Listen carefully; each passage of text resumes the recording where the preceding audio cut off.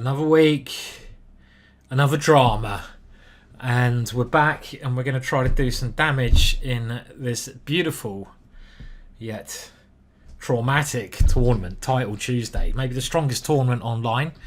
And let's start with a little bit of Jabava London, eh? We haven't done a bit of Jabava London for a while. Please do like and subscribe this video. It all helps. We're clawing up to 100,000. I may even make some effort to get to 100,000 at some point in my life, but not today. Today we're concentrating on checkmate, mothers, checkmating mothers. For all those mothers we'll be playing today. And this is the typical Jabava London, where you go stage 1. And if you want to learn more about this, GingerGM.com has some brilliant, I would say that, courses on it. And this is the new way to play. And I consider the better way to play. Originally against Bishop F5, I was suggesting F3. But I believe this is a better approach because this bishop can get in quite a lot of trouble here. And already this position is, let me just remember what the right way to play this. Already this position is very good for white. This is actually in the GingerGM DVD. So my opponent, Josep, Lacasa, clearly didn't know that. And now we have a couple of tempting moves. We can take this one and ruin my opponent's pawn structure. Or I can maybe just play Bishop D3 because G6 is very weak. Of course, I forgot about this move. Idiot is my middle name. Yeah, so I should have just obviously done it the other way. Now this one's a bit risky, F3, isn't it? So that was a bit stupid. I should have just ruined there. Now, okay, so I'm going to have to castle. It's not as good as it should have been had I captured there. But it still should be better for me, I feel. My opponent has to do this, and the problem this way is my opponent is getting castled, which is a bit annoying. Let's try to undermine this knight and get rid of the double pawns. The other idea would have been F3 there to try and get to G6, but I want to keep my queen free. So I'm very, very interested to have a look at this game afterwards just to see the way I should have played this. Now, if he ever moves the knight, this is incredibly strong, but I don't want to block my queen in here. But his knight could be in some trouble as well. So after here, knight comes back. Now taking and going here is possible. But maybe we can also play this one, but then E5 I have to consider. And his knight comes in. So it's not as simple as I thought. Maybe I should be playing this move. Okay, let's do this because that knight's annoying. But I'm a bit frustrated that my queen can't get in. And his knight now wants to come around here. So I don't think I'm playing very well in this game. I always play rather shite in the first game, don't I? Now, okay, so I'm going to change my plan now. I didn't want to get rid of my two bishops, but my light square bishop still seems incredibly strong, and I'm not sure how he stops queen takes h5 check. So, for example, this is clearly my idea, and this looks very strong. And now we are, at last, I hope, crashing through. Okay, we got there in the end. I don't think that was a perfectly played game, but the Jabava London is a really strong opening. I mean, beating an international master in under 20 moves then, and like I say, that deserves a like and a subscribe, doesn't it? It deserves you to go to GingerGM.com and buy the Jabava London system course if you want to play like me. But let's have a little look on the game review, because like I said afterwards, the best way to good job building improve a lead your and not openings letting is up. really to work out what you could have done better.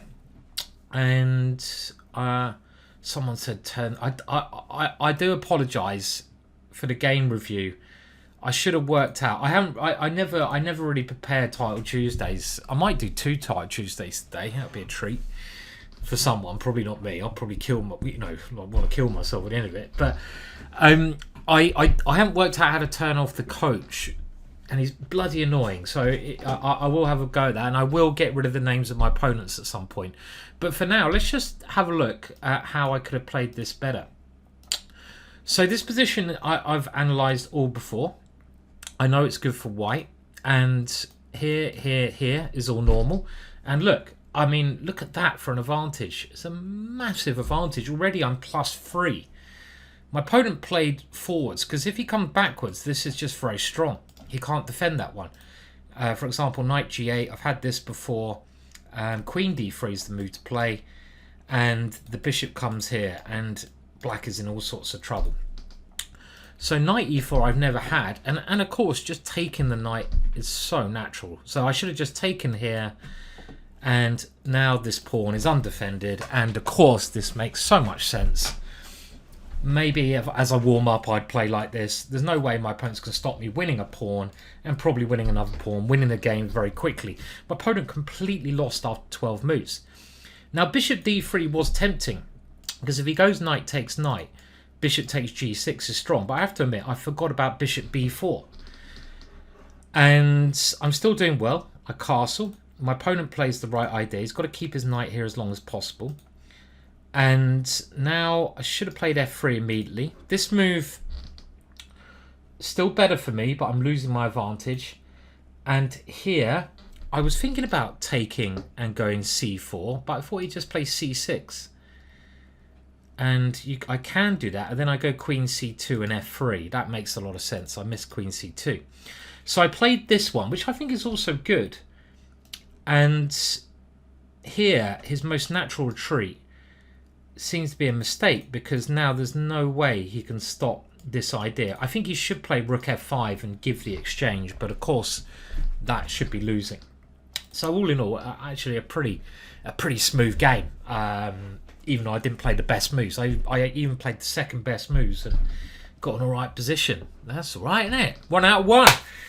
I hope each week everyone at home, everyone watching this, well maybe you're not at home, maybe on the train watching me, you know, maybe you're on the toilet watching me, but maybe that's your thing, you know, you like pushing out a log, watching the Ginger. Maybe, you know, you have a little TV in your toilet, and every time you do your special stuff in there, you turn on my face to help you with your activities, your toilet activities.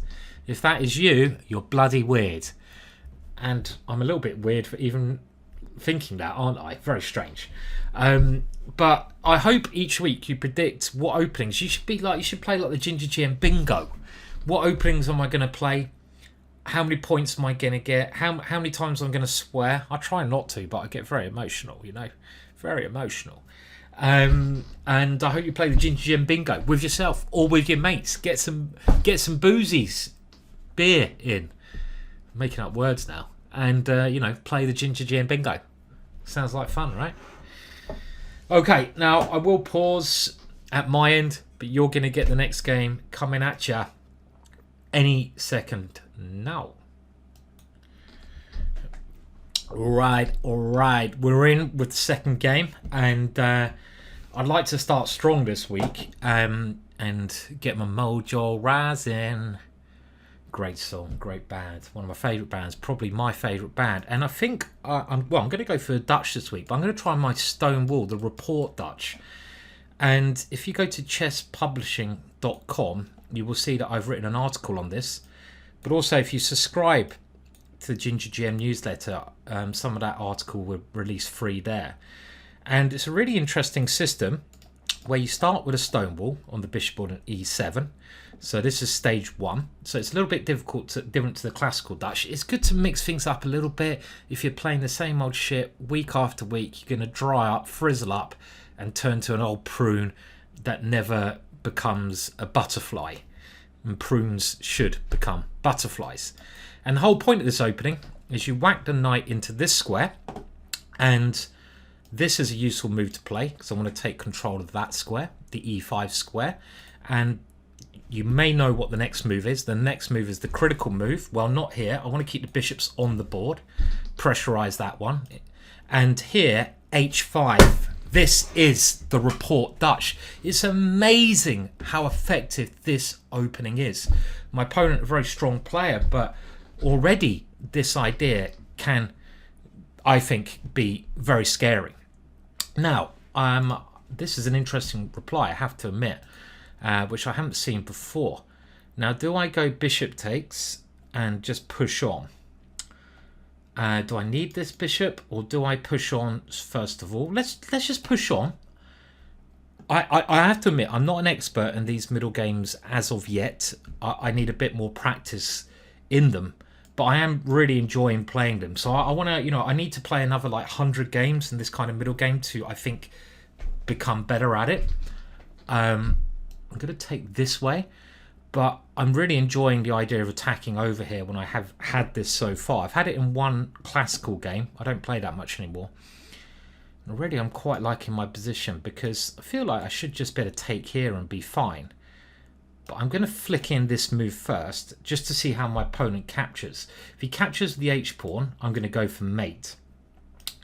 And I think I should do that. Should I do that by capturing and bring the queen over? He's got king up. He is defending. It's true. Or do I... Okay, let's do that. So we're going to capture. He can defend this, but I got a little bit of pressure. And I don't want to swap queens because my advantage is minimal there. And I just want to castle queenside in this position and maybe get my bishop around to f3. So this is my next idea. So castles and maneuver the bishop to f3. Okay, so well, I'm going to castle. And I expect he should... Okay, and now if I play here, he wants rook here. I get my bishop into this very strong square, because otherwise my bishop is trapped in and it's not good. I had other ideas of coming this way, but this looks like a very nice idea, and he's had to sack the exchange because otherwise I was going to take on d2 and go bishop f3. Boom! We're destroying them today! Just call me Dirty Harry, my friend. Reports Dutch. This, a course on this very new opening is the next thing that GingerGM will be releasing. I spent the last couple of days actually preparing the materials, so that's why I wanted to play it, because I have been looking at this opening a lot and I've been really enjoying the positions that black gets, and it's amazing how effective this is. It's a really new opening. Yes, it has been written about a bit, yes, it has been played a bit, but it has yet to catch on. It's like the Jabbar of London in its younger days. It's really dangerous, and I'm going to try to get around to filming this in the next week or two, but I want to make sure I've prepared the material the best I can. A bit perfectionist like this, so you get a good course. So my opponent is clearly lost in this position. As you can see, it's -5 already. But had he not played this last move, I think he's lost anyway, because I'm going to take here, and after queen takes, bishop f3 check. Just get rid of the defender of f3, and we can have a look at the game review. I've been looking at these positions a bit recently, and it's just a really interesting opening. And it's a lot of fun to play. That's the other thing. When you're picking openings, it's not all about good job building a lead and not letting up. That. 3,000. That's what I am in the Dutch, my friends. Marlene. A little bit of Only Fools and Horses there. If you're not English, you should watch it. Bloody excellent, Marlene. And I'm just going to talk through it because, like I say, I've been preparing the course on this opening. And I may not have played this perfectly, but this is exactly the kind of stuff I've been looking at. And this idea of playing h5, it's such an easy attack for black. You try to castle queenside and checkmate. And like I said earlier, it's not all about playing openings that are the best. It's about openings you enjoy playing. I love attacking. So what a perfect opening to play. The Rapport Harry attack, named after Richard Rapport, Ding's second, because he's played this a fair few times. And now here, yeah, well, let's go forwards as we did, the best move. And now I think D takes is correct because we get a little bit of pressure here. And okay, well, the computer thinks I can also take here, but I like the idea of opening up the h-file. And now I play the perfect idea. I think my opponent has to play king g2, otherwise it's going to be checkmate. And now already I've got a winning advantage. Look what the opening's given me. And now I just castle on this side of the board. My opponent tries to develop. Knight b4 was very tempting to get the knight into d3, but my position is already phenomenal, I feel. Now, this was the big mistake. My opponent had to try rook h1. I actually think my opponent is lost in this position because I'm coming around with a ginormous attack here. And he is lost. He's -5. So I think my opponent had to try rook h1 instead. This is what I assumed he would play. And now I have a lot of tempting moves. And remember, I was talking about swinging this piece into this square. And imagine if that knight gets there. I've got everything pressurizing. If my knight gets there, I might be able to play f4. I might be able to even somehow get my bishop on. That's not a diagonal. This diagonal. So, wow. I mean, that opening worked perfectly. And hopefully we get a chance to play it against some other players later on. It's a pretty good opening, guys. I'm going to get this course out very soon. So keep an eye on GingerGM newsletter and GingerGM.com. I just like to say, hopefully I'll get it out in the next 2 weeks. That's a bit optimistic, but my filming is quite quick. It's just all the research you have to do because you have to look at all the games that have been played online, offline. You have to look at the latest computer suggestions because I've got to suggest you good ideas. And I want to come up with my own concepts as well. And then I want to break it down so you learn it easily. So even if you're a beginner, you can be like, okay, how do we play this opening? Well, stage 1 is you get the stone wall structure with a bishop on e7. So boom, and you can only do this against d4, but I think you can do it against nearly every d4. This is the main line. This is where it works or is effective the most because we have a hook. So stage 1, bang. Now what's stage 2? Stage 2 is to put the knight in the middle, and that opens up the bishop to h4 because if you push the pawn to h4 now, it might be taken. And as well as putting the knight in the middle, you also want to develop the other knight to c6 because then if the white's knight comes into the center, you can exchange it, and it's a good developing move. So this is stage 2, and then stage 3 is okay. If the bishop ever offers the exchange, again, I want to keep this bishop because it controls the pawn coming here. So I just slide that one square. My king can even come to f7, but I generally want to castle queenside. And the final stage is checkmate. And the final stage is to throw Harry up the board, open up the h-file, swing the boys over to the king side, and kill. It's beautiful. And it's amazing just how effective this move is. It's incredibly dangerous for white to defend. I've got a game on this on my YouTube channel as well, from Classical Chess. You want to check that out. And if white ever tries this move, you've got to be prepared to play g5 and just blast it open. Why does this plan work? Because it feels like this plan is ridiculous and it shouldn't work for some reason. But actually, logically, the Stonewall formation is the only opening, the Stonewall Dutch, that black can play against 1d4 where black gets a space advantage. Not only does black get a space advantage, but black gets this pleasant grip in the center of the board. And when you've got a grip in the center of the board and your opponent can't open up lines, it means you can start playing on other areas of the board because you control the most important part. And that's the reason why this wing attack works, because you're gripping the center. If the center was more fluid, flexible, not as locked, this whole idea of pushing Harry would be a load of baloney. Absolute bullshit. Don't swear, Simon. There's kids watching. Sorry. Sorry, young Alfred out there. I apologise. I actually said sugar. Okay, we're in with the third game. We got black again. So can we get this Dutch? We're playing a 3,000 plus, and we're gonna crush. Give me Rapport's Dutch. Now he is Hungarian, so he might be friends with Rapport. He might know what the opening's all about, but I don't care. So if it goes d4, we're going to try to do the same thing again. We're going to rock and roll with Rapport's Dutch. If he goes e4, I haven't really thought about it. And if he doesn't make any moves, whoa, we're through to 3 out of 3. And remember, this tournament is 11 rounds. I break it down in 3 sections. First 4 games, rounds 5 to 8, then rounds 9 to 11. And always aim to get 3 out of 4 in like most of the sections. That would be nice, but let's see how things go. And yeah, I'm drinking. I got myself some lovely T. Okay, so he's played the English. Let's start with the Dutch. Let's concentrate. Now, I might, because I obviously play... I'm now not going to go for a stone wall because he's obviously picked a different setup. Because I also love playing the classical Dutch.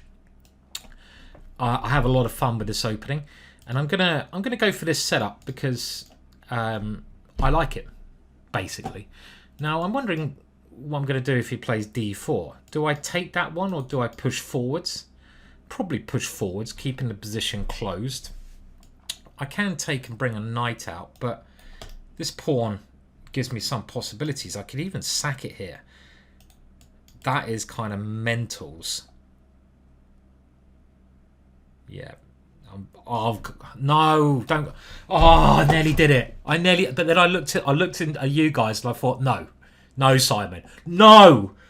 You remember that drug campaign that I think it was Reagan did? Just say no. Fuck it. I'm doing it now. I can't. Just say no, Simon. Thanks, Reagan. I fucked it again, didn't I, Reagan? Just say no. Right, okay. I should have probably not done that, but to hell with it. And now I've sacked a pawn to discombobulate my opponent's forces in the centre of the board. But is it? I mean, I don't care about pawns. Pawns are totally irrelevant to life, aren't they? Now, probably knight takes is good because my knight's very scary here, and I could get this one because then I get, or I could go here. I don't know which is best. Maybe develop, then takes, and then we have mass. I think I'm going to develop because I don't mind taking here because this bishop is blocked in by a pawn, so I don't mind giving him a dark square bishop when he has a traffic jam in head of it. And my simple plan is to gang up against old Eddie, the doubled e pawn on e3. So castles, rook here, try to go there, maybe bring the knight into this square. Maybe I'll play c6, consolidate this, not worried about these guys yet, they can sleep. So I'm going to take here, this is not a problem. And I think just castling. Now we can take this one, but development's important. So I would ideally like to recapture with a pawn, but you can't always get what you want. And I'm going to, I think, play c6 now. And the other way of doing this is positional compensation. I'm hoping these guys are not happy, but okay. So he's going to try to come bishop here. So if I go rook here, bishop here, knight here, takes, gets quite funky. Now g5 is kind of like quite tempting because this knight is very well placed, and now my knight could come in like Errol, Flynn, or it could go this way, or I could go here. I mean, this one's a positional way to play. Maybe I should be doing that. Okay, this is a lovely square, so I'm just gonna go here. And now it takes on a bit of a different feel, I think, this game. As in, I'm trying to prove, I don't know if it's gonna work, that I have compensation in the long term for the pawn. So I'm just trying to develop and play sensibly. Now, he does have an extra pawn. I don't know. It strikes me as interesting compensation. I don't want this bishop coming to life, so I'm going to go here to try and stop the bishop coming to life. I don't want to allow that. And I want to play b5 next, so he stops me playing b5. And I think we need to keep some open lines to keep the position interesting. And I like my position. I do. I like it. I think I surely have adequate compensation, but okay. Of course, I'm a bit of an optimist though, so it could be wrong. Okay, so I need to play quicker. I'm forgetting that it's blitz, and I've also don't know. I mean, I have given myself this one rather stupidly. Do we come in like this? I'm doing this so I can attack over here. And I don't know if I should have really done what I've done here. Okay, let's go here. And the king side's where it's going to be at. I actually maybe want to close him down here because his bishop is now terrible. So he sacrifices. And this is quite scary. His queen might come in here. And I've opened up his pieces quite drastically here. Have to take it. And now, if I was a good defender, if only. He wants to play this move as well. Is bishop here a good start to defense? Then queen here, and then takes. Fuck my time. Fuck my life. Here.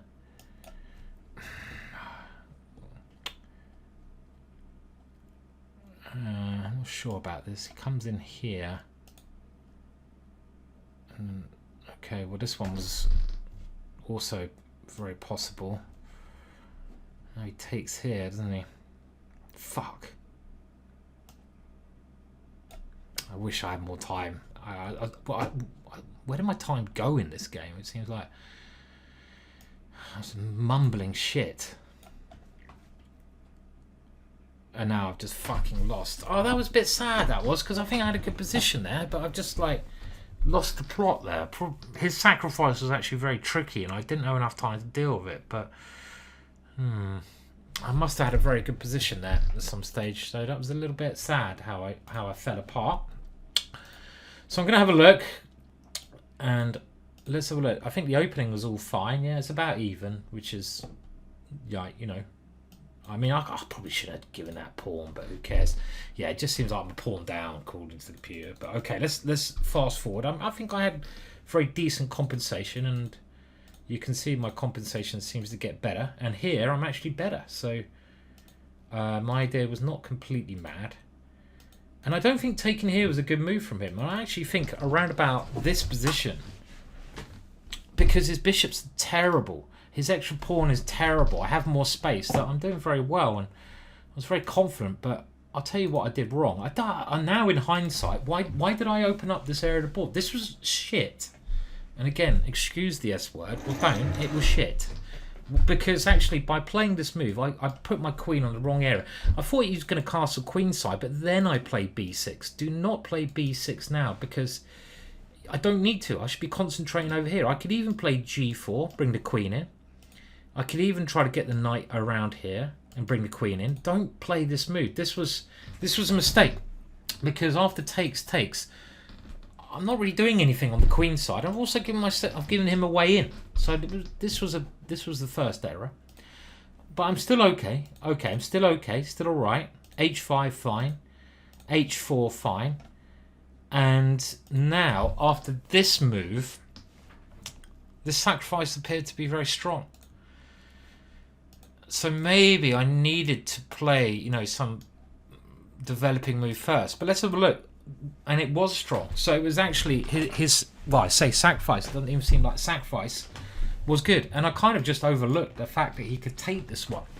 And basically my opponent took his chances when he could during this game. And this is really where I started to drift, isn't it? I think around here. Well, b5 is bad because I want my queen over here. I don't, you know, if my queen could come over here and attack, much better.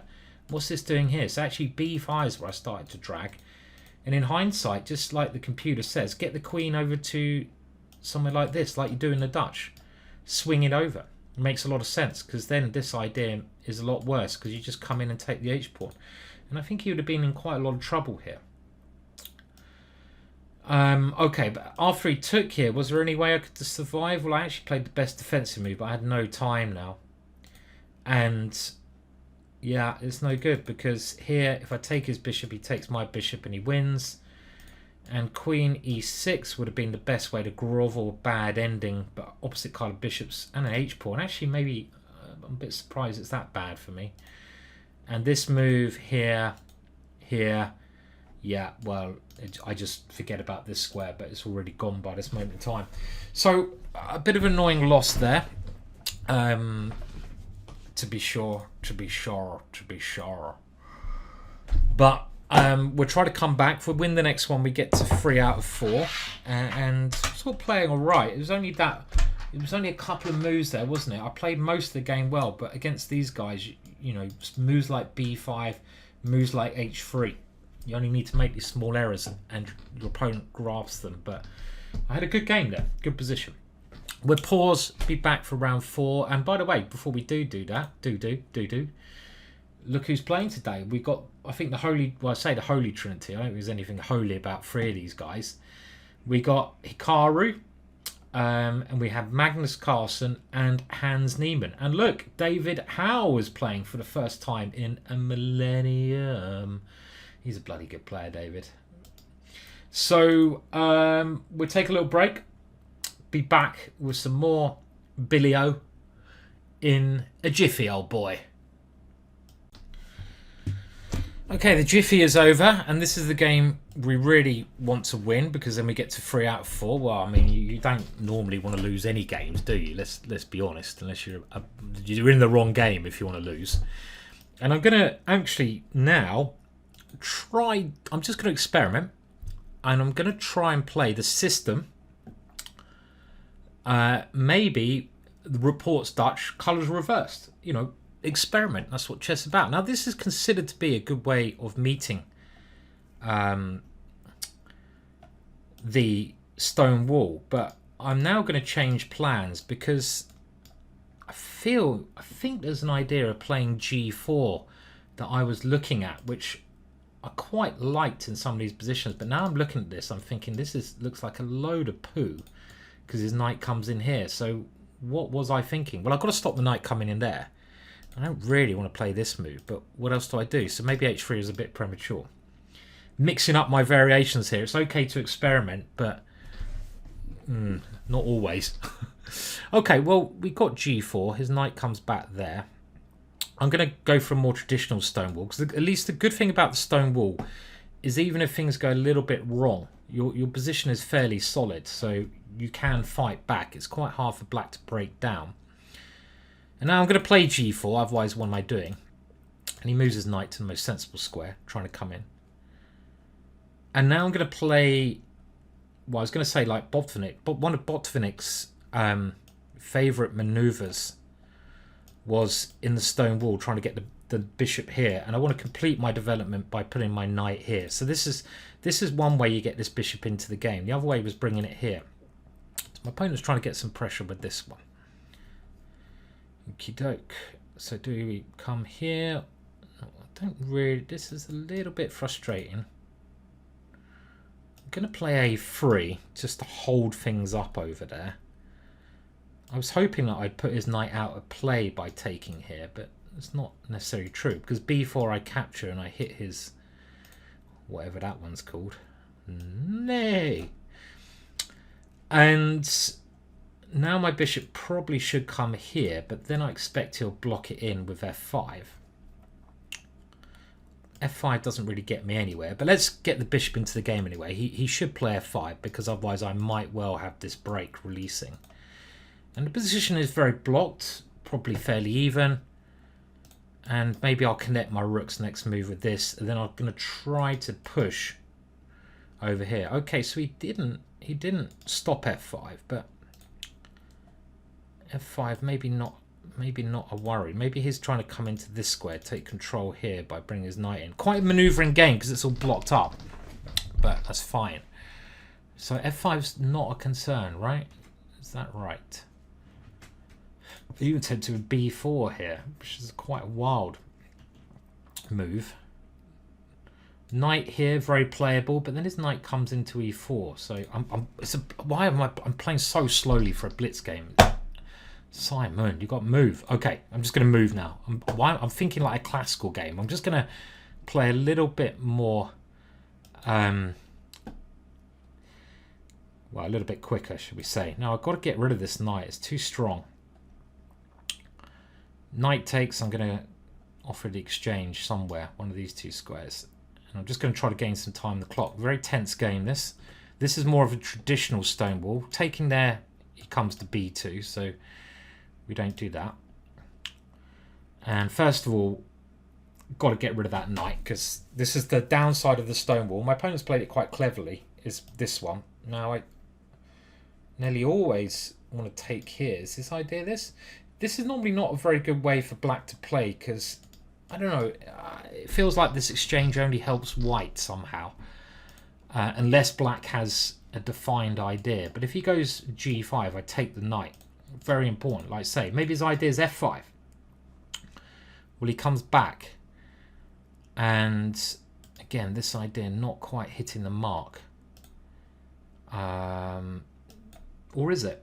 Because f5 I take on e6 now, so I'm really getting closer to playing f5. This is the move I want, frees up my pieces. Now, there probably comes a time and a place where I have to give things up over there. Queen here, and then am I ready to play f5? I'm gonna play it here because I might better come in here, and I've got this pawn as well. So I want f5. I think this is what I'm going for. Okay, now f5 doesn't quite work. Now the other idea... okay, fuck it. Let's just attack. There's nothing left to do except for just attack, I think. Especially as my time is ticking. Okay, let's just go for it. I had lots of other ideas. And he has done a good job of weakening my c pawn, which I'm hoping I can cover. And I'm obviously banking on something over here. Love to... this is annoying because, again, he gets the f5 square. But we're going all in. And positionally, I don't like what's happening here at all. My opponent is playing well, no doubt about it. But can we get any tactical chances? And another good move from him. He's playing very good moves. He's trying to take over the g file. His knight is much better than mine. I don't like this, how this is going at all. Got to try to get rid of that knight again, but he stops me doing it. Oh dear, this is horrible. Now rook here is one scary move, but he has more than one scary move here. My piece is not working. Yeah, I got in a bit of a kabobble with my h3 move early on, but let's keep fighting. And I didn't even see this move, but a pawn is not something that I'm that worried about at the moment. So what happens if I take here? Got this. Let's try to come in for some action over here. Wow. Looks like we're doing all right. We have confused the bejeevers out of our opponent. We've got to watch out for tricks on the back. And that pawn is still actually a little bit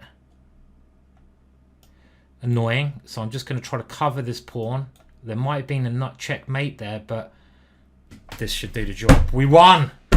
Whoa! I found a player who actually freaks out worse than me when they get short of time. Bloody hell, that's a miracle, because he played, I have to say, I think very nicely. He got some key squares, he came into the squares, he opened, well, when I opened, he was ready, and he just fell apart when I started like hacking, basically. And my hacking was maybe a little bit more desperation than anything else, and I didn't play that game particularly well, but we're on 3 out of 4, so who gives a flying ostrich? I did that for all the dads out there who kids are watching who are like, no, don't say it, don't say it, don't say it. So, well, we should have a look, I mean, just quickly, and yeah, this idea, I don't know, maybe I could do the same stuff. Maybe I could still go h4, h5, but it seems like his knight is now ready for g3, right? So when I go h4, his knight's ready here. So my move order might need to be a little bit more, if I'm going to play this reverse, a little bit more clever. So I'm waiting for this to be played. So I need to find a good waiting move. Now, knight c3, he might better play. I'm going to think about this. Like I say, this is me trying to develop an opening. You know, so it's all kind of new stuff, but this is probably a good way to meet it. And now castles here, and now it's the normal stone wall. This move I don't like. This is, you know, I'm getting my variations mixed up. I think you only play this move when they got the bishop on f5. That makes a lot more sense. So so one very common theme, and this is actually key for the stone wall. Let's say I play d4 here, and let's say I put my bishop here, he goes here, I castle, and now it's recommended that black tries to exchange light square bishops in the stone wall so that I lose control of my whole on e4. So positionally speaking, this has been recommended by numerous sources. I'm talking about colours reversed. And now the new way of playing this is something like bishop e2, keeping the bishop. And only in this kind of position do you play h3. And logically speaking, this is what I was trying to recall, but I got mixed up. Because now my opponent does not have a chance to play his knight into the centre. So his knight is sidetracked for the rest of the game. I'm not saying this is better for white, but I found it a very interesting way to play. Because whatever happens, I play g4 and his knight can't come into the game. Oh, go away. I don't know what's happening there. So let's say he moves his knight, g4, and that knight now can't enter. So this is what I was trying to get, but I obviously got myself in a bit of a kabubble. Is that a word? Linguists out there. And the difference now is that when I play g4, his knight comes to a much more purposeful square controlling the middle of the board. Now maybe I should be playing b3 and bishop b2. That's how the great Kramnik recommends white plays this position. The Stonewall, or he did, maybe not this particular position, but he in the great book Positional Play, one of Doreski's Russian manuals, he's done a great chapter on the Stonewall Dutch. But this is the way I remember Botvinnik used to like playing. Botvinnik used to bring the bishop out like this way, like in a French defence. And now, do I miss anything? Now my opponent, look at this, he's playing very nicely. He's coming in here. Now I'm aiming actually to swap that knight off because his knights are better than his bishop here, because his knights can take over control. So he moves it in, another great move before I can exchange it off. And now I have to try to get rid of this knight, positionally speaking. I don't think he should have taken there, even the computer doesn't mind. That seems a bit strange to me because now I have a little bit of activity. It still doesn't like my position. Thinking of ideas of this, but my opponent preempts that idea. Another good move. And again, if I ever move my knight, he comes in here. So he's still doing very well here. And now he just comes with a minority attack. And my position gets worse and worse here. I now go all in. But I'm really punting here. My opponent keeps playing great moves. Even taking here. Great move. He gets a great square. I've got to defend. I'm defending like a dog. And now he starts a counter-attack. And I'm on the back foot here massively. I'm trying to get rid of this knight. My knight's not doing anything. And it's only around about here where he starts to like trip out. He plays Queen B2, which is actually one of the computer's top suggestions, which I find very strange. I guess he's trying to trap my rook with this. Of course he is. But now he misses the key follow-up. Queen B1. I thought I was suddenly back in the game here. But Queen B1 is winning. But he didn't play it. He plays this move, which is crazy. So he just misses the winning move. Queen B1, attacking my rook, threatening to swing his queen here. And after A4, I get time to fly back into the game. And now I am the one attacking and it's game over. He can't do anything. Look how much it's changed. A bit like my last game. Amazing how much chess can just warp, right? So we're on 3 out of 4. Solids. And there's a little break now. I'm going to just pause it in mind, but the next game will start any second. And the next 4 rounds are critical. If I can get another 3 out of 4, get to 6 out of 8, we're going to kick some butt. Some big butt. Well, small butt. I'm not butt offensive. You can have big, small, medium, round, square, triangle, whatever colour you may choose. Whatever butt you want. I will kick it. You choose, I kick. Right. Well, I always face this guy. Last time I faced him, I basically had 5 seconds on my clock when I started. You might have seen that. It was very funny. Another Title Tuesday video. He's pretty good, nearly 3,100, but so am I. And will he give me a chance to Dutch him up? How many blacks have I had? Oh, it's because I'm actually playing black openings of the white pieces. That's why it seems like I'm black in every game, because, you know, that's the way it rolls. And I don't know what opening David plays. If he's a D4 or E4 player. If he's a D4, I think we had a Dutch before, which was a draw.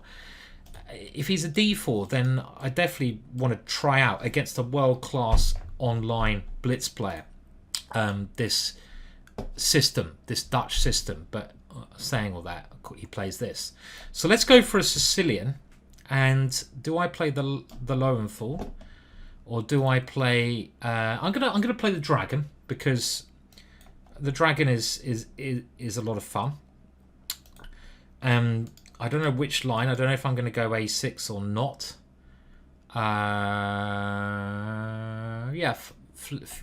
Let's do A6. The Dragadorf. So it's a combination of the Najdorf and the Dragon. And now I'm going to play this H5 move. I think David is a real theoretician, so he's probably going to know what to do against this. But you tend to get very interesting positions from the Dragadorf. And this idea is to try and gain time, because I'm holding G4 off.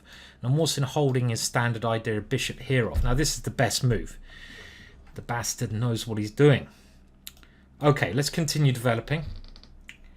And I wish I could remember what I'm doing. But he probably can't remember either, because how can you remember everything? You can't remember everything. And this is a standard development move. Now I don't know if I don't want to play this too soon. So I'm going to move my knight here. Let's make sure I'm not falling for any shite like that. Because this is normally where you develop your knight. And I think I want queen here and b5 next. Maybe b5. So I'm waiting to see where he puts his king. So he's now trying to wait as well. Now, do I put the queen here? Is that going to help me or hinder me? I think it probably helps, because I might get hit by a knight, but I might not. Does that make any sense? And now I want to play b5. I'm a little bit worried about this a4 move. A little bit worried about that one. So do I even try to swap off the bishop, or do I try to come in this way? Let's go this way. Again, wish I knew what I was doing, but I'm going to come in here. I've allowed him to play g4. Maybe I should flick this one in. With still very interesting position. Now I've got to watch out for the checkmate here.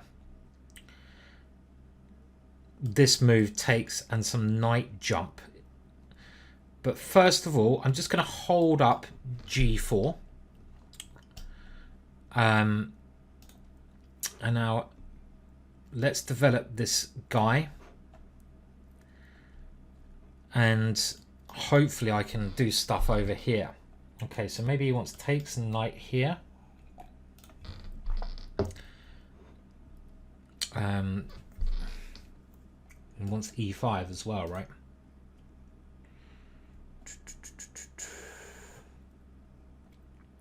e5 is a bit scary.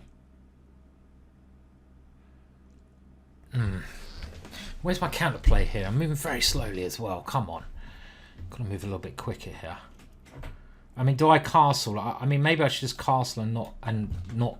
I have to get my king safe. Okay, he has a pawn, but maybe I shouldn't be worried about measly pawns. He can also take here and come in as well. Maybe that's... So he's grabbed that pawn. And where is my counterplay is the question. Now b5 is, again, takes and he comes in. Can hear Charlie getting up, obviously. Okay, we have to do something. We have to get some kind of... okay, now bishop takes, he comes in, which is quite uncomfortable. So I want to keep this bishop.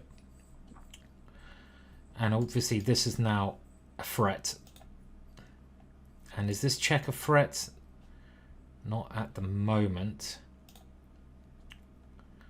Don't really have much. I'm taking my time here because it's actually quite a tricky position. Queen here, I don't really like.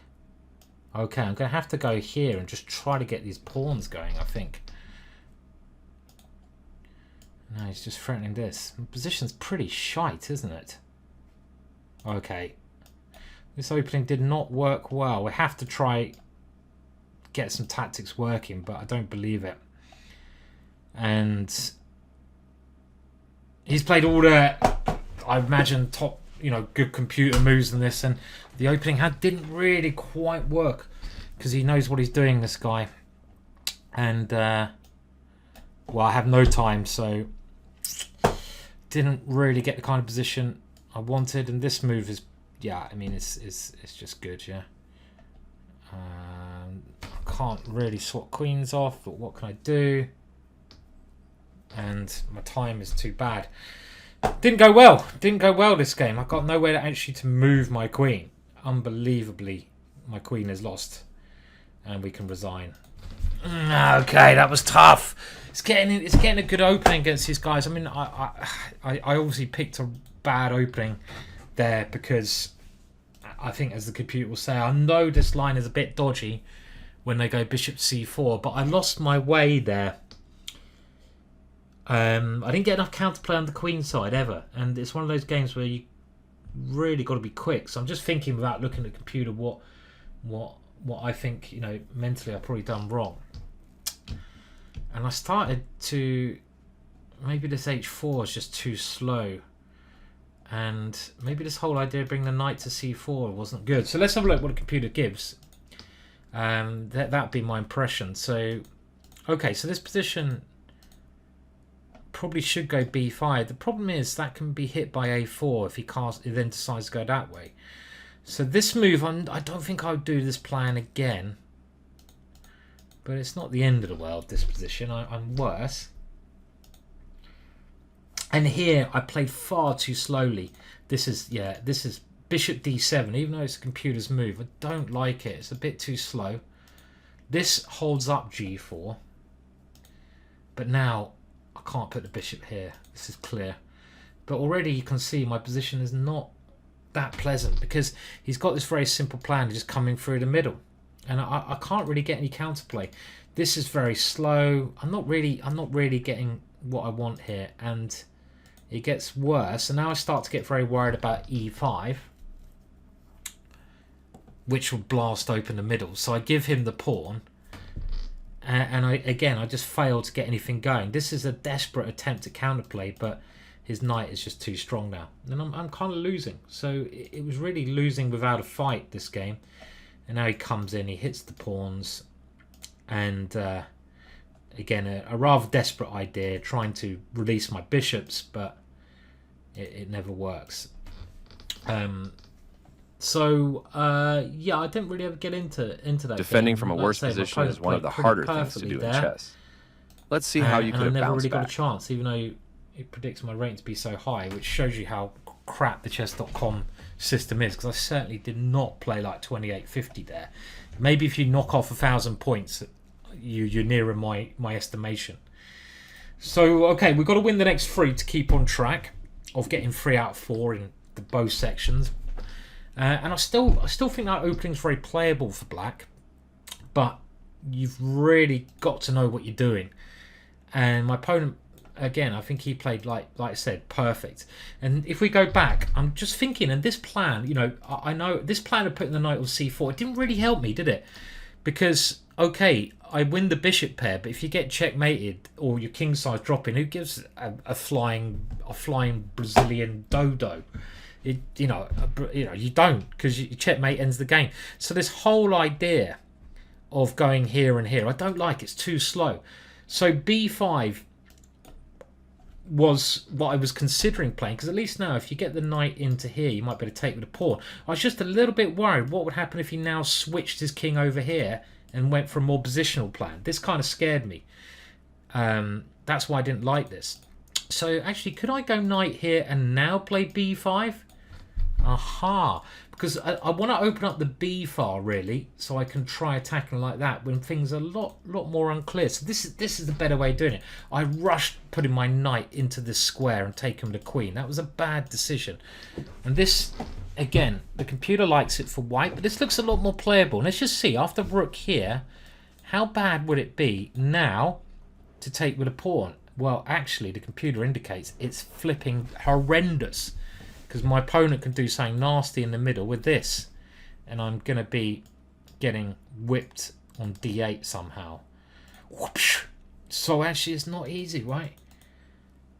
This is the kind of thing you should always do. If you lose a game where you're not sure where you went wrong, go over the opening and really work out how you can play it again. So was Queen C7 correct even? Queen C7 here. It seems right. If I go knight here, maybe that's a better way of doing it.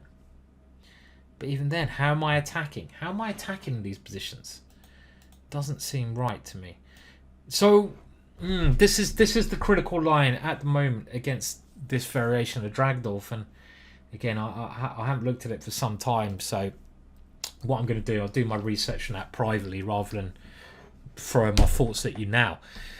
And let's have a look who's leading as another game. And this is the game we're going to play with white for a change. I'm sick of playing with black. And this is a game we really must win. We've got to win the next 3, boys and girls. And let's get back to playing some mainline openings. Do I go trompe? Let's go here, c4. And play more traditional. See what he does. Excuse me. Green tea. Apparently it's a slow release of caffeine. Hopefully it is already quite late, but... And now we've got I quite like this opening, the Queen's Indian defence. And I always play this little line. It sort of suits me. Because I feel if he takes, the bishop can create quite a nice pin there. So let's try this one. And I'm going to whip it in there straight away because it seems like this should be an uncomfortable pin. If he wants to release himself from the pin, I might better sacrifice there, or he weakens his king quite drastically. And now the next part of this is just the castle, a bit more positional. And I think here it might be time to take before his bishop is free. And again, just going to castle. I don't want to think about other options. And the standard approach here is knight here. But the other thing that my opponent often wants to do is c5. So I'm going to play a bit more positional. Because if he can't play c5 and he can't move this pawn, so he does do it anyway, his bishop remains bad. So let's just take this one. Might as well gain a tempo on the bishop. Positional chess. And this bishop looks very good for me, and I'm going to most likely take this pawn, isolate that one. And he's actually given me a chance now to win the exchange with this idea. I did mention that bishop's very strong, and it's proven to be just that. Now, which way? I don't know. I want to have the option of taking the knight if it comes to the middle, but this is more active. And if g6 might only weaken his king. And now we are going to go to exchange up, but it is only the exchange, so let's not get too carried away, but we have to keep playing well. Good square for my knight, so let's put the knight in the middle. And how do we continue? Anything going on the king's side? I think maybe the queen's side's where it is at. Now this is a bizarre idea that I'm now thinking about. I could go here. I'm just wondering, okay, let's go here and try to get the queen over there. Okay, so he's trying now to get rid of this bishop and come in here. Now, do I keep the bishop? I might keep this bishop. I might keep it for the time being. And I want to just, again, even though I exchange up, it's a long way from winning this. So I have to try and play very accurately. Now, this is where I wanted to put the queen. Just looks a little bit annoying for him. So you can't move the knight. I'm hearing Charlie the cat moving around. We'll go and check on him after this game. How are we making progress? Now, this is a rather extreme move. I don't really want to play that one. But, I mean, I don't want to play it because it commits to weakening squares, but it does consolidate. Now, how do we get the rooks in next? Do we go here with the idea of playing for a5? Okay, let's go for that. At some point, I'm going to now try moving the queen. I don't know if I want to go here. I don't want to lose that pawn, so maybe just queen b4 and a5. And I want to keep up on the clock, more importantly, practically speaking. Practical chess. Okay, so let's go here. Useful to put a little bit of pressure on the rook. Some tactics might be coming to life, but more importantly, I want to open up the file for my rooks. So I want this open file. So I need to play a5 to kick the knight to a worse square. So that's what I'm doing next in this position. He can't go knight here now because I take the rook. So his knight's going to have to go back. And he probably wants to bring his knight somewhere like this. This is what I'd be doing if I was him. Trying to get practical chances. Because as we saw in that Dutch game a couple of rounds ago, knight on that square.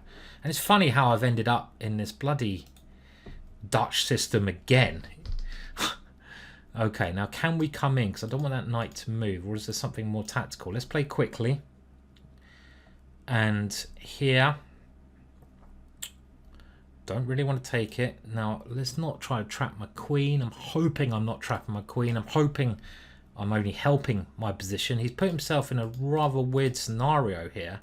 He can't take that pawn because I take his knight. And what do I want next? I want to bring the rook finally in. This move also, I've just noted, is just winning on the spot. Could I have done that last move? Probably. Could do it now, but no point. Let's get this one straight in. And let's apply some more pressure to the pinned knight on c8. Now bishop here. Does that keep him fighting? Maybe. Bishop takes, knight takes. It looks horrible for him, but got to be a bit careful of this one. And bishop here. Can we take on d5?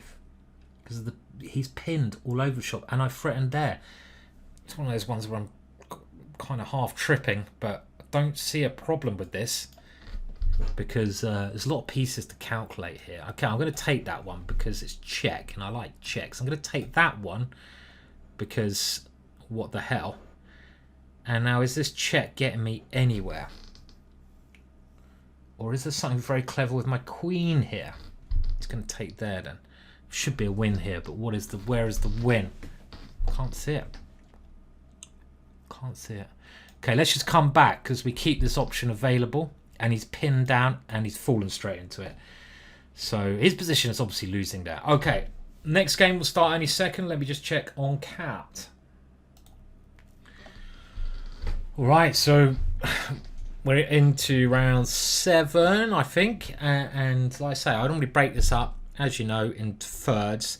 Next 2 games are key. If I can win the next 2, I'll be on 6 out of 8. That's a good position. And we might be able to get... Okay, he's played it slightly different. So it only really works against this setup. Against this one, I could play a stone wall. Let's stick with a stone wall. That's kind of the theme of things so far. And I'm going to go for a more traditional stone wall setup. Now, this is a bit of a sort of, I say, boring line, the knight coming in here. So I'm going to try and, like, you know, put him off putting the knight there. So I'm controlling that square well now. And I remember a very famous game. Maybe it's Tartakova with the black pieces, who played a very brilliant game against this system, where he just went for checkmate. So first of all, I don't want him punting the bishop out to a3, so we want to control that one. And on the other hand, he's now getting ready again. Maybe after here, he's going to take and come into this square. So I want to kind of avoid that, but maybe I can't. Okay, we're going to have to allow it. So I don't want to allow his knight in here, but after takes, I think we're going to have to allow his knight to come in. Given a chance, given one more move, I think my attack, well, he's playing for this again, but then I take, and take here. So let's go for it. Let's do this plan, which you may have seen me use on various occasions. Bishop a3 doesn't work for him. I don't need these pieces at the moment. I'm actually going for rook here, and now that again, that exchange I quite like. My idea is rook here, bishop takes h2, end of game. So this is the main idea in this Dutch setup. We just aim for h2 and we try to kill, combine it with this. It's a bit like a Torry. Is it Torry or Collie? Torry, Collie, Molly, Mandy, Pandy. I don't know. One of those kind of attacks. So yeah, we're just trying to swing this around. So he has to defend against that. But let's get the rook over there anyway, because there could still be some pressure. I might try punting the G pawn and getting the queen over, something along those lines. And again, he can't go bishop here because his knight on c3 drops. He'd love to get a hold in the center, but not easy to do that. And again, you don't need to concern yourself about these two pieces and these lines. But what next? Well, g5 does actually seem very tempting here. But he's going back, so now he might want this move. So I can come in this way, but I think we might well go for the route 1 option. Why the hell not? Let's just try to use Gary to get rid of the knight. As if we get rid of the knight, we might be able to get some funky stuff happening against h2. For example, I want my queen on this square at the right moment. Now, I think we take with the queen, right, because our knight's very good, and our knight might be able to transfer over to attack as such. And he's aiming to block things up with a logical idea there, attacking here. Now, this one I'm always going to take there, correct? So do we bring the knight in? I think we might even try to get the knight to g6 to get rid of that one. I am considering sacrificing, but I need a good follow-up. So rather than sacrificing, I'm going to try to clear up the h-file by putting the knight here. And I'm hoping that a move such as f3 always runs into knight takes here. So let's continue by trying to get rid of this knight and opening up the h-file. Now, if he takes here.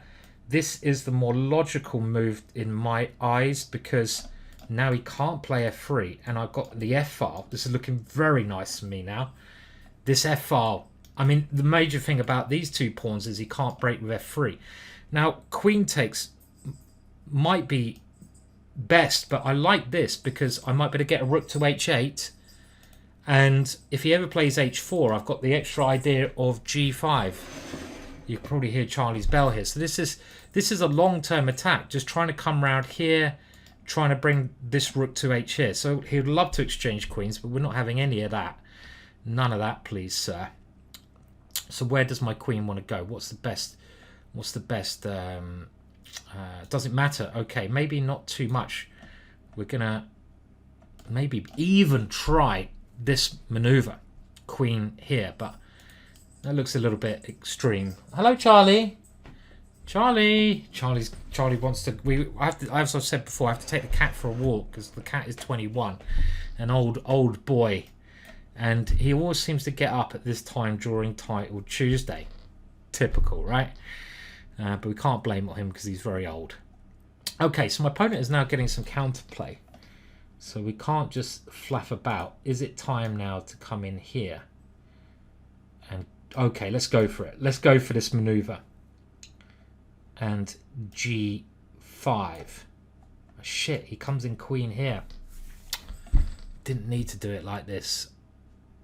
Okay, well, I'm going to take and we're going to gamble.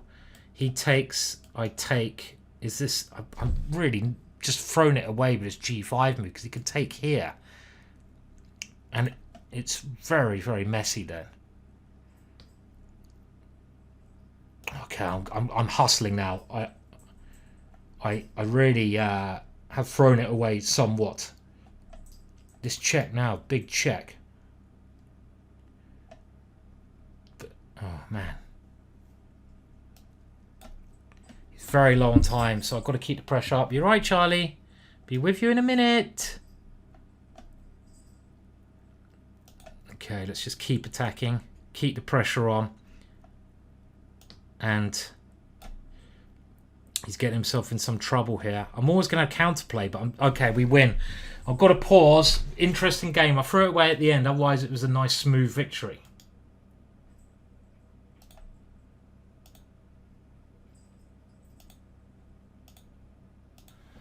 All right.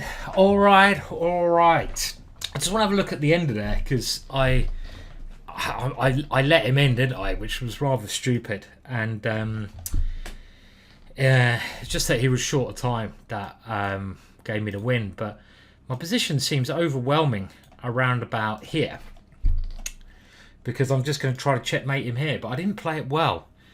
And the computer does think that H takes is best. And now he does a very good job of getting counterplay. My queen on c7, that makes a lot more sense because h7 is where my queen wants to go. h8 is a very passive square, so if I put it over here, he can't come in. So I think queen c7 would have been much better. And now he gets some counterplay. Maybe b6, keeping his queen out, was the way to play. Of course it was. Because then his queen has to retreat. And even here, b6 might have been best. But this was a mistake. Because now after here, I thought, yeah, I'm just going to take here. I'm going to checkmate him. But I forgot that in this position, he has a queen takes g4 check. So I was planning here to take on h4 with what I thought would be a very hard attack to deal with. But I missed that after here, which is even not that clear, this move is just winning for him. Because he can even take here and start to attack me. So this is where I just started to hustle a little bit. And I certainly shouldn't be doing well here. But time is important, as I well know. And I've messed up many positions because of the clock. And that was the losing move. He had to bring his bishop back and defend that way. Still a bit of pressure, but not enough, really. So, okay, let's have a look. So, if we win the next one, we're on track to have a very good title Tuesday with 6 out of thingy. I don't know how many rounds we've had. We're on 5 out of 7 at the moment. Let's have a look. And we have Hikaru leading at the top. Magnus Carlsen half point off the pace. We're okay, and now we've got a very, very hard game. And maybe okay, let's go d4 again. Charlie, what are you doing? Are you right? Okay, and okay, I'm gonna play traditionally. You can probably hear Charlie's bell, and let's just do this. I think I lost the game to Pranesh in this line before where he played this one. So I want to try to do something a little bit different. I would love to get this one to e4 now. But I'm just going to play normal moves. Obviously, very strong player. Indian Grandmaster. I'm going to play h4 because I want to mix it up against his setup. Don't want to play into what he wants. Now, knight e4 is normal, but then maybe I have this h5 move.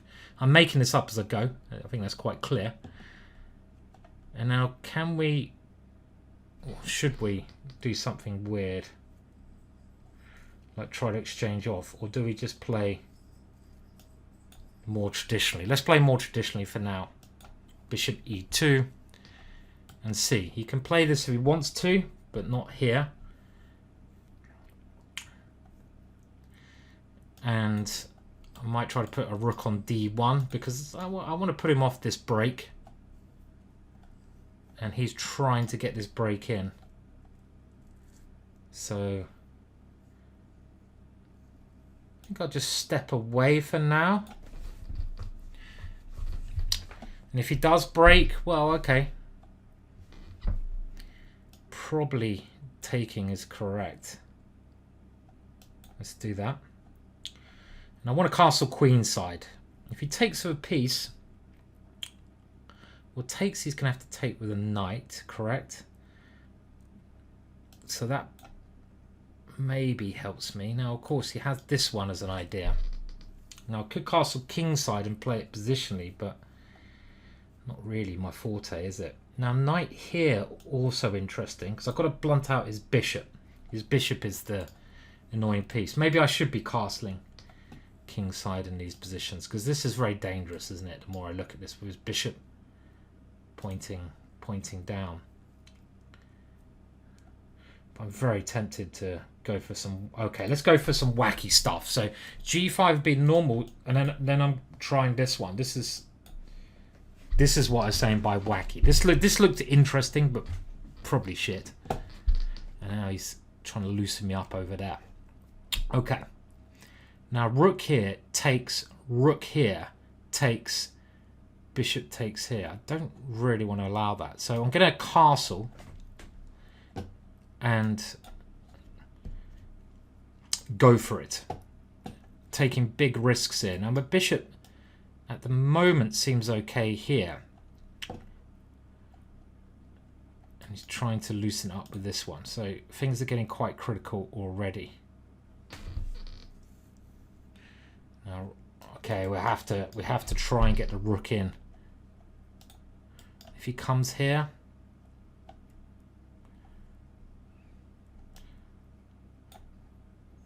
Not a great square for my bishop by any means. And obviously I have to sack the exchange here. There's no...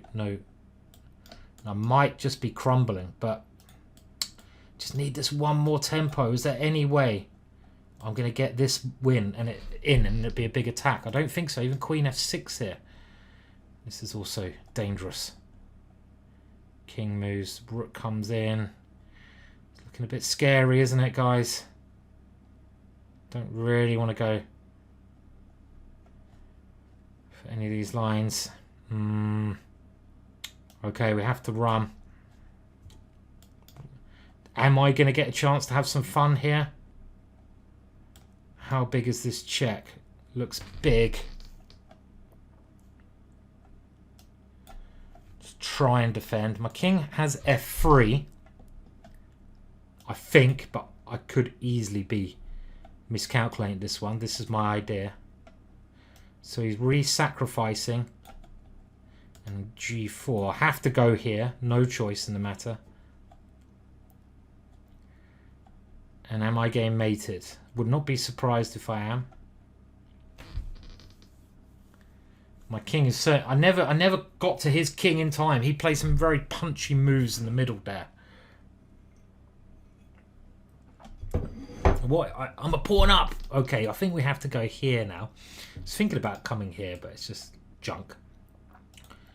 And now if I can get here and here in, I'm going to be starting to feel confident. This has always been my key idea, but then my back rank is weak. So he comes for the back rank immediately. And let's take that one. Can't show any fear. Now check is annoying. Come here and it's a draw, right? Now if I come elsewhere, very risky. Let's just see what he does after this one. Because he's the better player. Why am I so short time? Jesus. And my rook still struggling here to get in the game.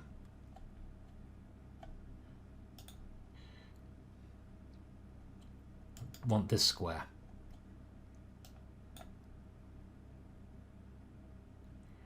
And again, I'm probably just going to... I have a lot of respect for this opponent. And I'm not averse to a draw if I get it.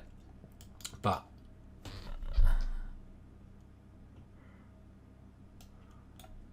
obviously a win is better than a draw, so...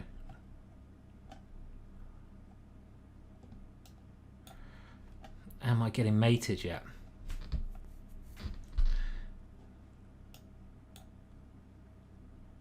Fuck. Fell. Hook, line, and sinker. This is why I can't play short time. Just fell for a trap there. It's stupid. I'm actually doing alright at the end, but I'd got myself far too short time, and he kept playing tricky moves. Oh man, it's annoying.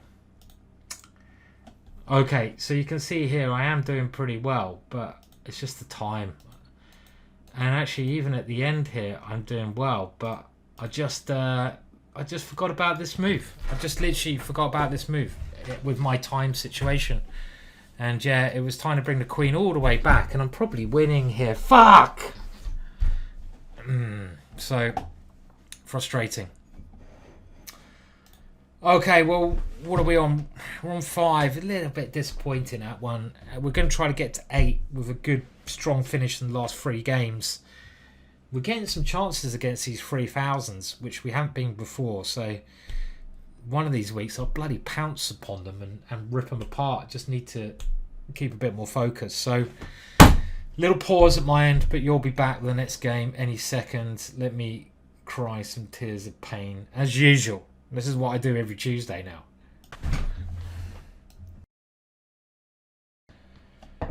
All right. A little bit late here. Both of us. I just had to help the cat. Don't ask. No, because I didn't have a chance to go outside to help Charlie P. He likes going to litter tray.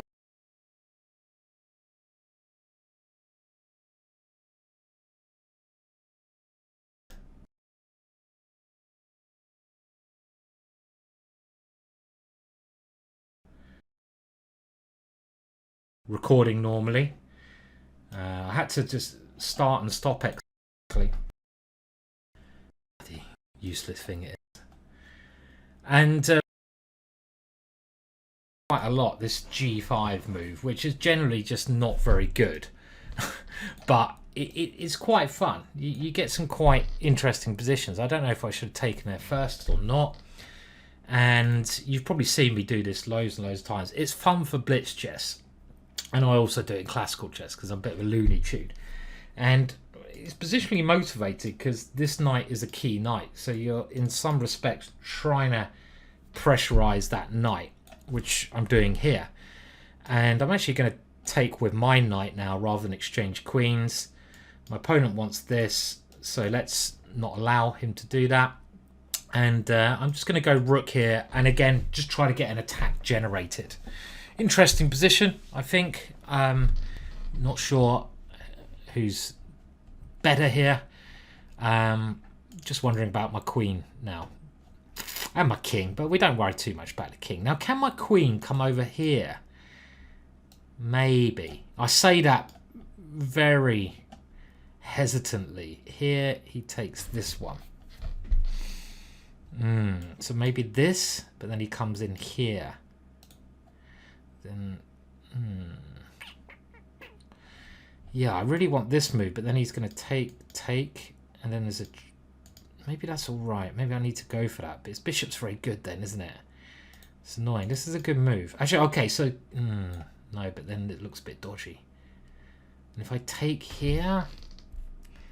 I'm not sure I'm liking this now, guys. I think I have to continue with this, for better or worse. But this queen idea didn't really seem to hit the mark. I needed to come up with something else. And the move I'm worried about is just bishop takes knight. It just seems like my king is quite weak. But this is still interesting. Well, maybe I'm not normally a pessimist. I mean, I've got a big threat. Knight takes bishop. Boom.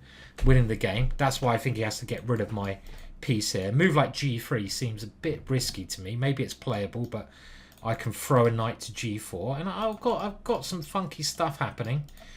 I'm going to maybe castle here and pray I don't get checkmated. This is often one of the things that happens to me. And, you know, we've got our bishop potentially winging its way out there. And we're up on time. Aren't we, Pablo? Hello, Pablo, my friend. Argentina. And they always try to run away, which I just assume got to be dodgy, no? Now, can I take here? Takes, check, here, takes. Very playable, but do we have something a bit more? I mean, I want to keep the queens on now, so let's just go here, right? And the point is now, he's always got to watch out for a check on this square. And in this case, I can come into here. Or do I throw a check in first and just stabilize the situation, which is a bit... Very interesting position. Then he... Okay, I think I need to do this. I think I need to stabilize a little bit because I've got to watch out for these his counter-attacking with checks b5, knight takes here, which he might still be able to play. But if he checks now... Well, that's a good question. I don't want to exchange queens. That's a wussy way of playing. But what else do I do here? My king is an issue. If I go here and sacrifice him, I don't have a good follow-up. Knight here, his knight comes flying in, and that looks really scary for me. This check. So maybe I have to. Again, process of elimination. What else do I play? I don't want to do this, but needs must. And at least this way, if his knight comes in, I can castle. And... Did not want to do this, but it's a fight. We are fighting in a very weird position. The queens are off, but I have a nice hold here at least. And let's try and take use of that square. Get rid of this bishop. And he's come in here. Very complex situation. Can I just take it? Then he comes in here. Okay. Let's take here and see what happens. 24 seconds to me. This is difficult. I take here, he comes here. It seems like he's winning a hole. Oh, man. Fuck. No way out. Oh, man. No way out of this, is there? Ah. Just comes out. Pablo got the better of me. I mean, I can resign this. I'll play on a little bit out of annoyance. Still get 7 points, which is not a complete heartbreak, but it's this is normally an opening which I do pretty well in, so it's frustrating. And my last punt, I can try to get a pass pawn over here, but it is a real punt. But got nothing to lose at least, so we can throw him in. And now maybe he can take here now. We can keep throwing pieces in. I'm just trying to punt the B pawn up the board. He's making this a little bit more complicated than I feel he needs to. As in, what the fuck was that? And now I've got Barry coming up the board and game bloody on. He's really messed this up. I mean, what's he doing here? What is he doing? But, wow. Pablo. Check. Okay, you have a check. I didn't see it. I didn't see a check. I'll be honest. I didn't see it, Pablo. You checked me. You checked me out, Pablo. Pablo. No more of that, please, Pablo. Got to be quick. My speciality is speed, as you're all aware. Speedy Gonzalez. Yeah. Don't fall for a knight fork. Don't fall for a knight fork. Don't fall for a knight fork. Take the bloody pieces. Oh, yes. Pablo, what have you done, my friend? You have given me a gift. What happened there? What happened, Pablo? Oh, my words. That is the kind of position that only I thought I could lose as a Grandmaster. I didn't think it was possible for any other Grandmaster to lose that kind of position. After playing a good game, and I was about to press the resign button, I won. I'm still on for 8 points. That must be a sign. Can I get to 8? We've already got over 50%. Woohoo! Oh. And what happened there? I think he just chilled out and relaxed, didn't he? Unbelievable comeback. And as always, let's have a look in the opening, because I get this kind of stuff a lot and I should really know what I'm doing, but I never do, because there must have been some chances. And this is where it got funky, right? Around about here. And after takes here, well, knight takes is a mistake. I should just take with a pawn, but knight takes, I keep the queens on. I wanted some action. I didn't find a good solution here, did I?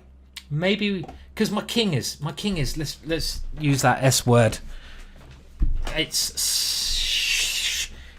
shingles, shingling up. And what are these suggestions of the computer? Absolute nonsense. H5. Where do I put my king? So my king is a little bit more exposed than his, but you know, we keep trying. And now it seemed like he freaked out a little bit here, but he played the best move. The computer doesn't actually think this is very good, which is a bit of a surprise. That's the move that scared me. And he played the best move. And now he kept playing the best moves, which again is surprising. And this is where it got very shady. He could have come in, but this check looked very logical to me. And this ending... Okay, well... We're playing someone very, very strong. Another 3,000. It's about time I took down a 3,000. I know this guy always plays E4 as well. Let's go for the low and full. And come on, we can do it. He doesn't. He allows me to do the Dutch, which is already a bit of a victory for me. And this guy is... And now I'm going to get the stone wall, am I not? With an extra tempo. So I'm going to play this line. And I might have gained a tempo. Let's see. My knight is going to come in here. And we've got the variation with an extra tempo. So come on, Harry. Run, my friend. And there I played this move. Probably not in this position. Because of things happening after everything gets captured. This pawn drops, and this is the problem with this line, which I have looked at before. I'd love to play g5, but can I do it? Takes. I really want to play it, but knight takes here at the end. Are we gonna just gamble and play like a Looney Tune? Don't believe it. But if not, we have to play. Is he coming here? No. With our knight, I should have maybe gambled, but okay. What's done is done. I've played it slower, and I'm gonna try. I don't know what I'm doing. Why am I playing like such a pussy? Fucking hell, Simon. Can I just play G5? If it works, it works. If it doesn't work, it doesn't work. Don't worry about it. You're playing like a pussy. Excuse my French or whatever. In England, that means you're playing like a wimp, if anyone wonders what the terminology is. Okay, so stop playing like a bloody... Okay, that doesn't work because he takes there. So we've got to play this move. We're still in the game. Maybe. Maybe. This knight is shit. Do I really have to fall for it again?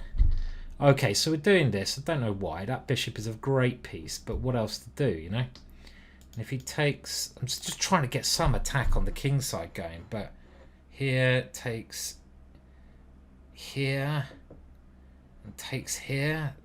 Don't believe it. Don't believe anything I'm doing. What am I doing? I'm playing like an absolute knob.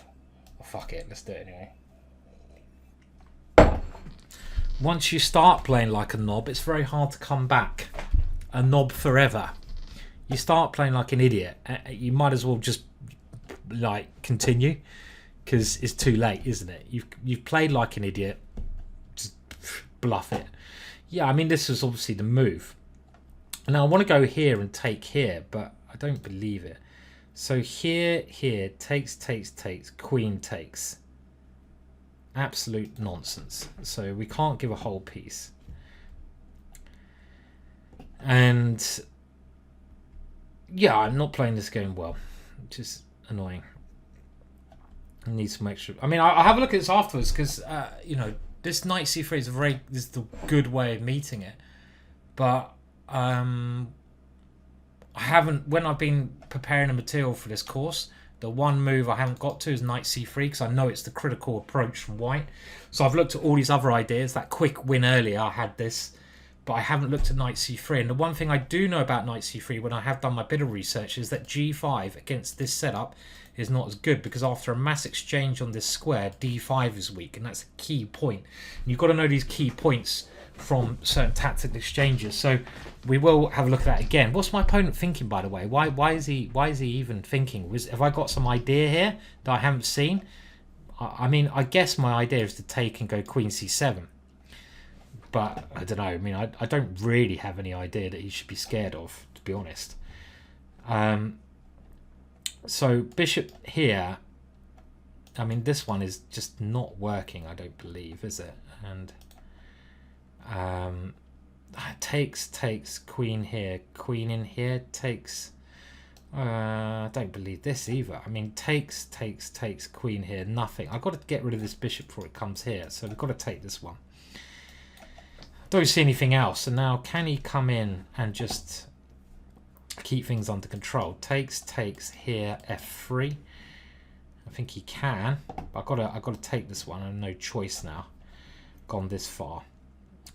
This move is clearly what he wants. So I want to play c5, but then here, well, I think I have to stop him playing it. So I need, obviously going to try to round up this. So this is the line I was just discussing. Now here, well, okay, he can put his bishop here, but then this is hard to defend. So I'm still just about fighting here, considering I think how badly I've played this position. I say just about fighting, I mean, just about is right. Okay. Now, well, I don't know if I am. Okay, I mean, his pawns are too strong, but this gives me some bluff ability with an attack over on this side of the board. I say some. Again, not much is the answer. But okay, my idea is obviously to get the rooks here and bluff it. So my best chance, I feel. King comes somewhere and we try to get the rooks in, and I at least blockaded his guys here. So let's continue. We might as well castle. And is there any bluff ability here? This pawn is... I don't think there is really. I can't see it, but okay, we'll come here. And this is the last move I can try to get my king in. Still punting. He finds a very good move, I feel, there. Time. Still punting, actually. Weird.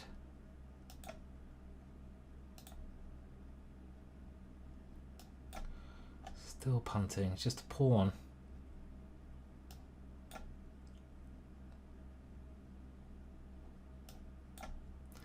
It's a big pawn. It's not even a pawn. Fuck, he's taking that one. Yeah, okay. It's too much. Too much. Last chance. Get some obscure mating net against him, which he nearly allowed, but nearly is not actually enough. And okay. Actually, somehow I kind of fought back at the end there. All right, it was interesting, but again, I'm experimenting with new opening. I've got to expect to lose some games.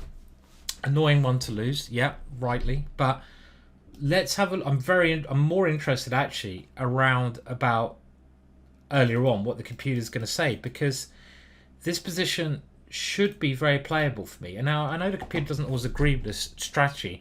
And one thing, if you're thinking about playing this at home, only this guy's like nearly 2,700. Only 2,700 players are going to be able to defend at an adequate level. You've got to bear that in mind. I think lower rated players, when faced with this idea, are going to really struggle. But he does now play the key idea, this move, hitting the center of the board. Now, sensibly speaking, castling is okay, but this is key. And now he plays h4. Now, thinking a bit more logically, maybe if I want to play this system in this position, I should be playing g5 first. Is that ridiculous? The computer doesn't like it because of the capture and my pawn dropping on that square. We've got to... Okay, so maybe that is an error. So, h5. I mean, I need a good waiting move here. So, okay, now bishop f6 is being recommended. That makes a lot more sense. Because I take this, I find this move bishop f6 and a lot of lines I've analysed with the computer as a useful move to play sometimes before you launch it, because again, you take control of here, you're not committing to h5, you might suddenly go for this attack. This is the way to play. Again, I'm learning a lot. This is great for my, I think I'm one of the best Dutch players in the world, but you can always learn more and you can expand your knowledge of the Dutch, and this is what you've got to play against knight c3 in this line. Okay, but let's have a look. So still quite interesting. I mean, I went h5. This is a great move before I get a chance to push. And maybe he had other options, so that's why I need to play this. And after h4, this move, I just couldn't get it to work. And the problem is, let's say you have mass exchanges here. I don't even know if this is the right way to exchange. Maybe knight takes, but my first concern was this pawn just drops, and it is really bad, as you can see. So this is the problem. So this is not normally the case. If you imagine this knight is on b1, this is why knight c3 is such a good move. If you could imagine in other variations, let's say you go here, here, here. Now this is not a problem. You can play this because after this pawn is not being attacked by a knight. So if you get this kind of position, I mean, okay, I'm just giving an example line. This is not at least going to be lost. The knight can't take here. So there's some very interesting lines to be learnt here, but the key move I feel after knight c3 was that. So learning important. And now we've got to finish with a win. We have played the birds, we haven't played e4. Oh, I was going to go b4 there. I forgot. I do look at the YouTube comments. I've got to start replying. I'm just too lazy. Who am I playing? A little kid or something. And I should have played. Okay, and what? I don't know the Mora, but I always play the Mora for some reason. I always don't know what I'm doing with the Mora. So let's continue not playing the Mora and not knowing what to do in the Mora. And I expect my opponent, who is a kid, will be well versed with the Mora. And what do we do here? Let's develop and see what my opponent goes for. Okay, let's throw the H-pawn up the board because why not?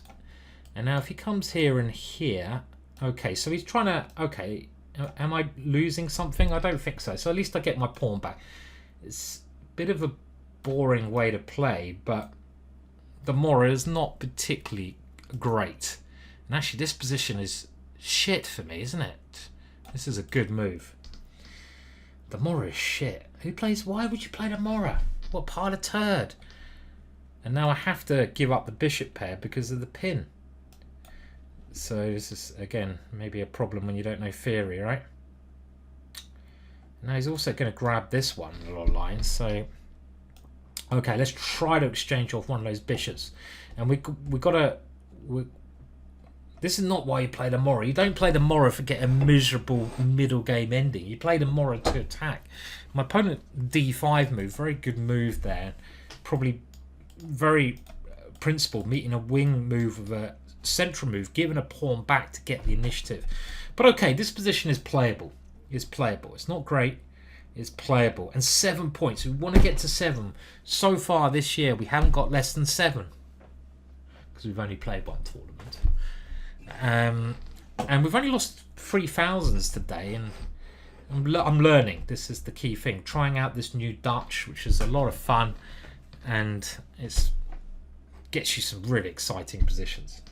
Okay, so bishop here. So my opponent is now playing here, and I do want an ending now because my king is a bit shite. My favourite word of the day.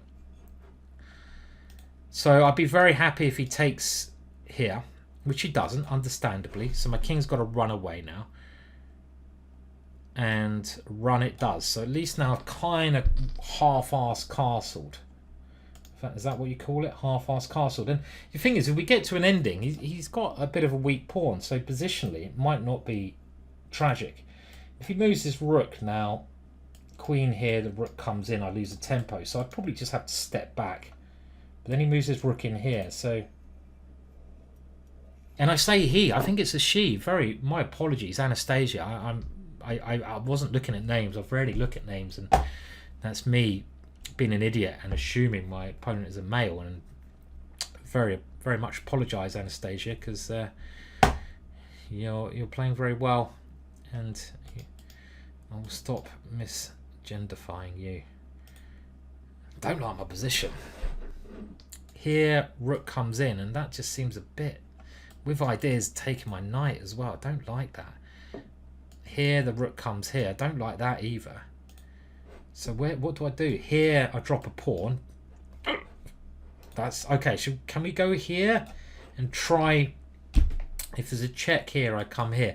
I'm just trying to discombobulate, and I'm trying to get an ending. I'm really want to get an ending, so I feel like I'm a bit exposed otherwise. And we got an ending, not a great ending, but it's an ending. And now very important to try and hold on to this structure with f3, and we can fight like that. And any threats? No, so I probably shouldn't lose a pawn. Don't think there's any threats, but my knight is not got many. He can come back here, and I've got f3, so let's try not to lose a pawn. I'm fighting in this game. That's about the most I can say, but Anastasia is most likely better here. Maybe get the other rook in. Now this is also playable. Okay, this rook's not doing anything, so I'll play it here. And now my knight, where did I say it's going to go? Can also come this way, right?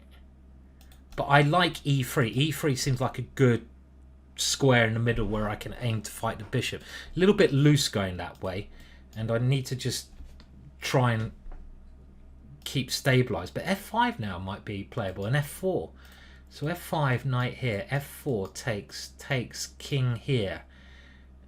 And again, I'm still fighting there, but worse. Okay, so again, I don't want to lose this pawn, so I only have one option to push. And I'm really hoping I can get my knight to this lovely stabilised square in the centre of the board. And if I can... Okay, this one is certainly a playable move from Anastasia. I can take there, and I'm maybe not worse. I can also... Yeah, I mean, taking there looks normal. This seems a little bit greedy to me. I can play moves like f3 as well. And this is a more fighting move because I'm trying to trap the bishop. The tactical idea was takes here, takes my knight, check. So this is trying for a little bit more. And now I'm threatening to take the pawn. And my opponent has decided, therefore, to sacrifice a piece. But I'm not too worried about this idea. Let's... I don't know. I mean, keep our cool. My opponent has 2 pawns. Still hard to win. I don't know about my last move. This seems a little bit odd. Okay, we're certainly not going for a draw, as my opponent cleverly is not as well. And I need to cover this rank. That's where I'm going to get checked on. And now this is the square I've wanted for a while, but I have dropped a pawn. Bloody hell, Simon. You haven't got any pawns left, have you? No, you haven't, Simon. What happened to all your pawns? Well, you got a knight, and knights are nice. So remember, knights are good. Pawns, got to keep that one pawn if I want to try and win this one. Shit, time. My opponent's going to be a lot quicker than me, so... Oh, man, I don't know about this. 3 pawns are much stronger than my pile of shit.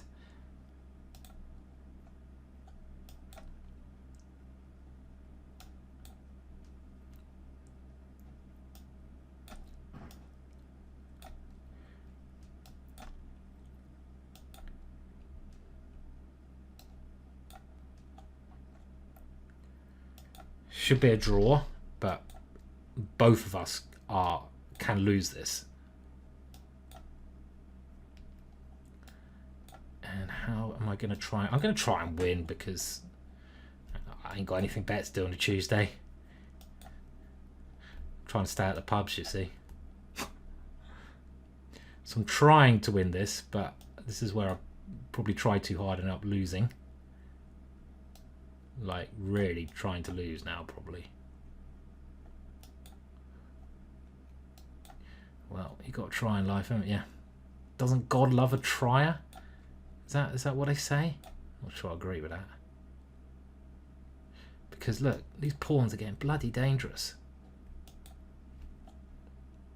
God, I don't think God does love a trier by the looks of it.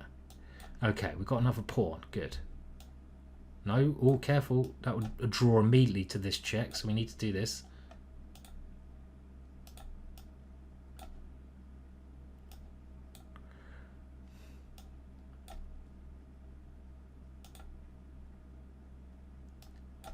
Okay, we've won all the pawns. Progress, but still a draw.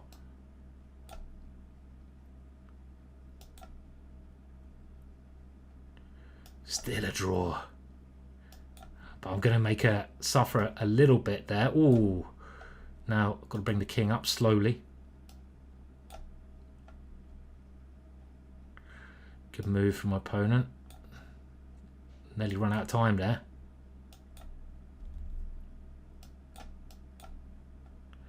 So I'm trying to move forwards bit by bit without losing on time.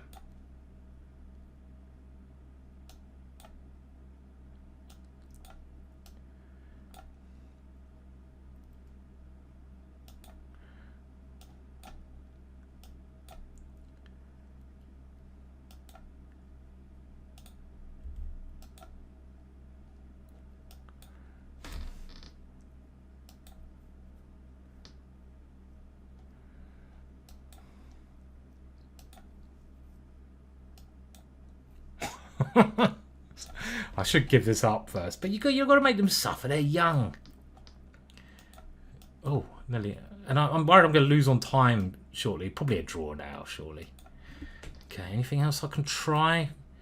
I can't get that king to the back rank, can I? I'm trying all sorts of little mischievous things. But okay, now we're making a little bit of progress if she's not careful. Finds the right move again.